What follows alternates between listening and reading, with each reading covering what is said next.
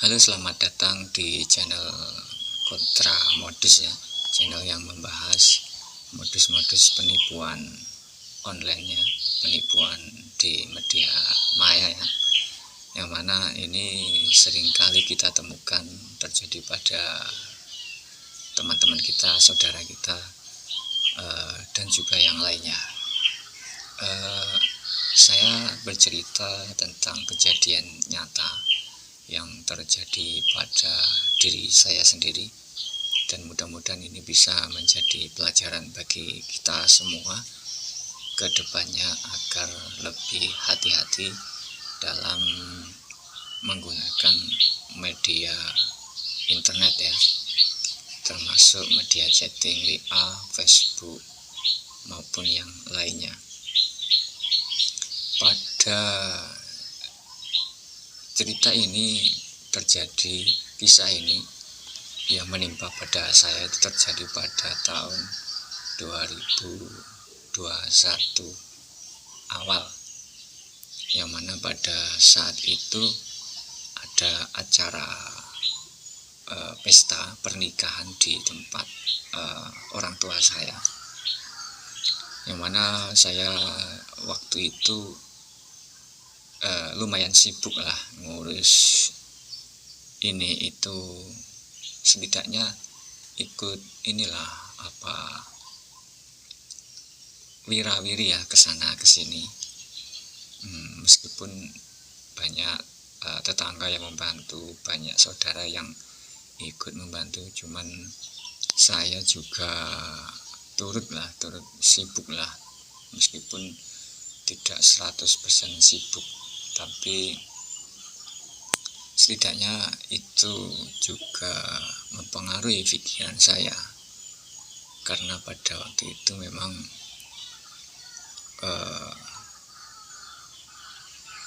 acara pestanya lumayan besar. Pas pada hari puncaknya, pada hari puncak pestanya, saya mendapat WA dari nomor yang tidak dikenal masuk ke WA saya.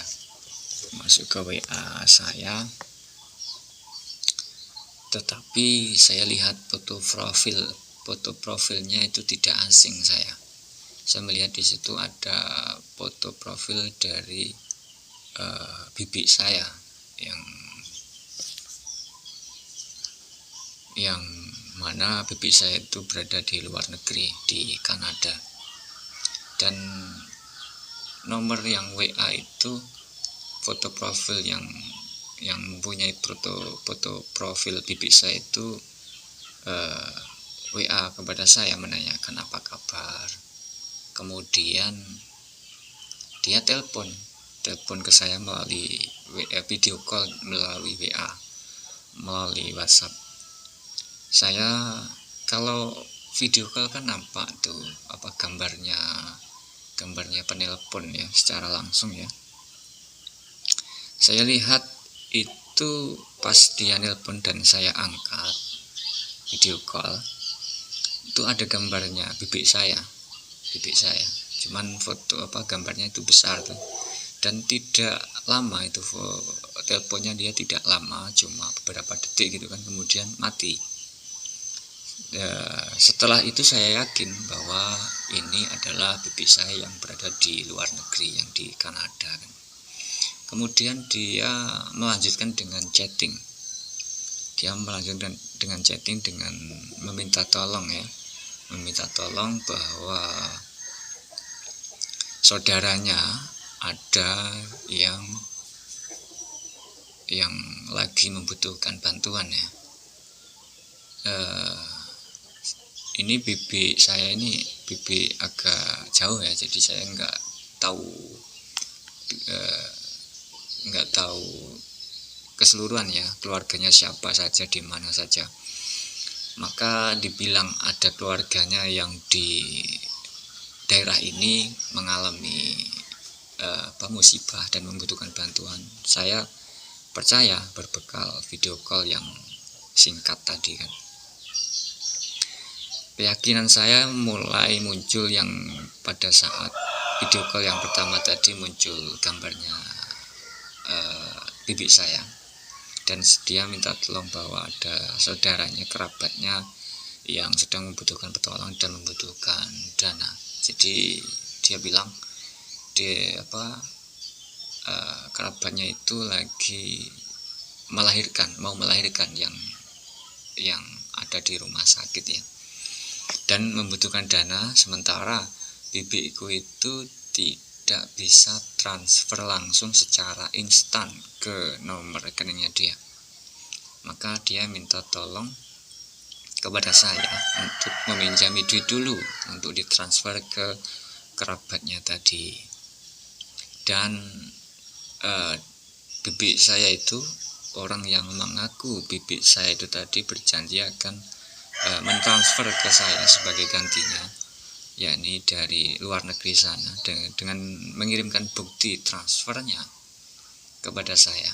Saya baca di situ bukti transfernya itu dari Amerika kalau nggak salah waktu itu. Kebetulan semua screenshot, semua foto bukti transfer saya udah nggak tersimpan lagi di HP karena HP saya sudah ganti kan. Saya transfer saja ke kerabatnya bibi saya itu kan. Kemudian dia minta tolong lagi karena rupanya ada kekurangan lagi, karena ternyata kerabatnya bibi saya itu harus operasi untuk mengeluarkan bayinya. Saya percaya juga kan, karena bibi saya lebih dulu mengirim screenshot atau foto bukti transfer dari luar negeri ke rekening saya dengan nominal 6 jutaan kalau nggak salah waktu yang transfer yang kedua. Yang pertama itu sekitar 7 juta lebih gitu kan. Dan bibi saya itu menuliskan chatting bahwa kerabat ini sangat membutuhkan dan sangat mendesak, dan bibi saya tidak bisa transfer secara langsung, maka saya dimintain tolong kan. Jadi saya percaya saja.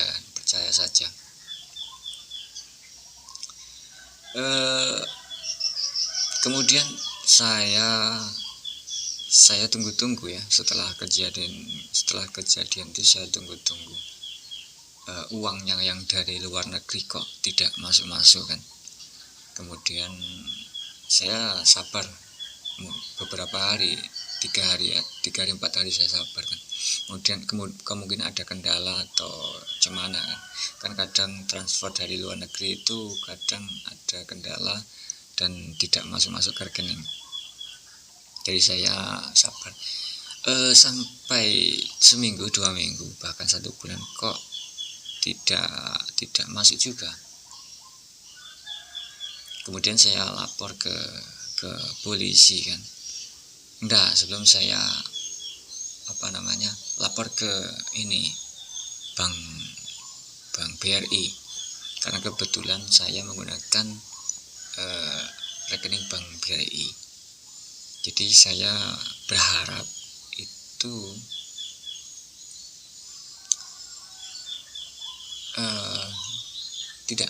saya lapor ke bank Mandiri, karena kebetulan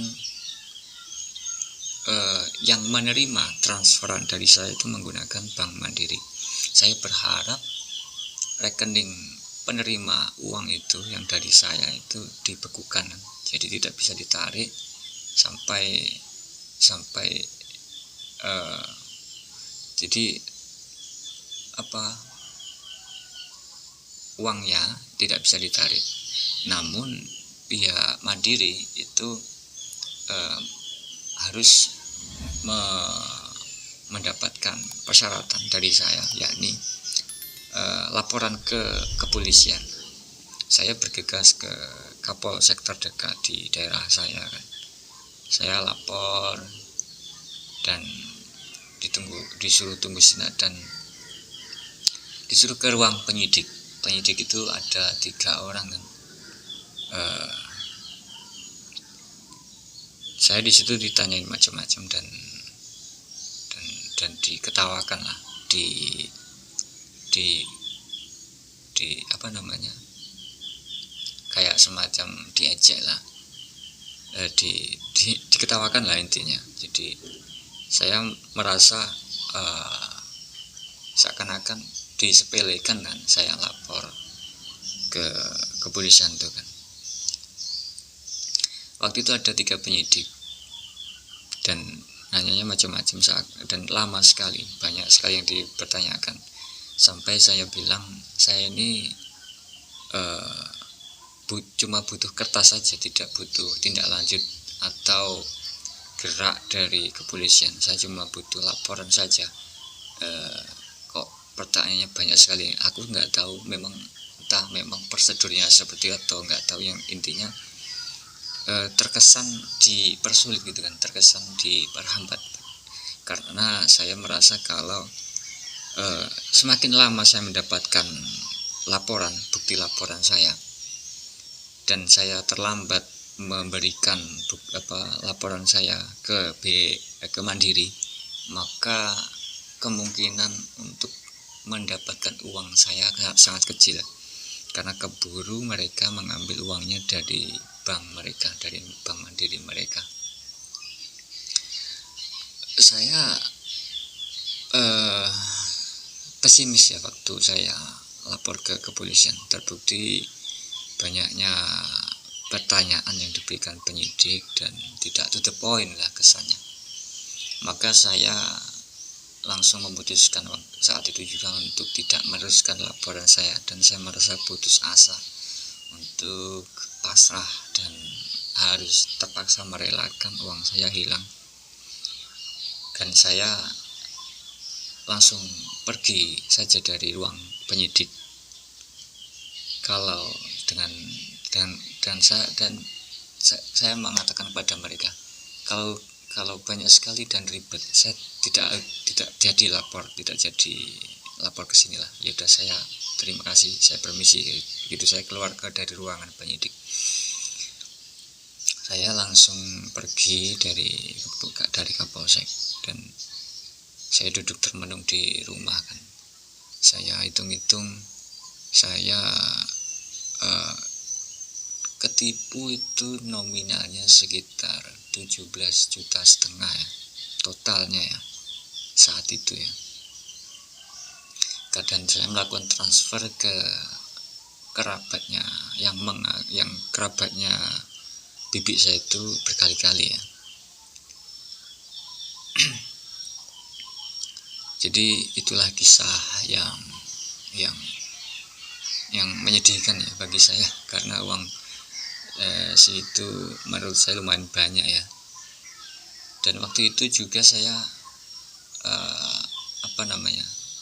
trading ya. Saya mempunyai trading, mempunyai uang di broker trading ya, sekitar 8 jutaan. Waktu itu saya masih dalam posisi terbuka ya di perdagangan falas ya.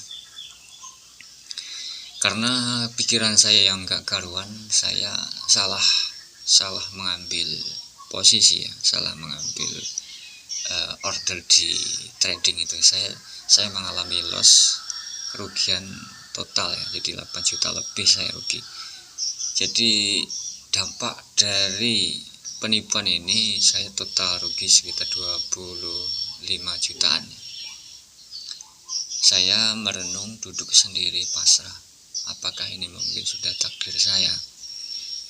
Dan di 2025 ini saya mencoba share ke teman-teman sekalian, agar kejadian yang menimpa kepada saya tidak menimpa kepada teman-teman sekalian atau saudara-saudara sekalian dimanapun berada. Demikian kisah dari saya, mudah-mudahan bermanfaat. Salam kontra modus.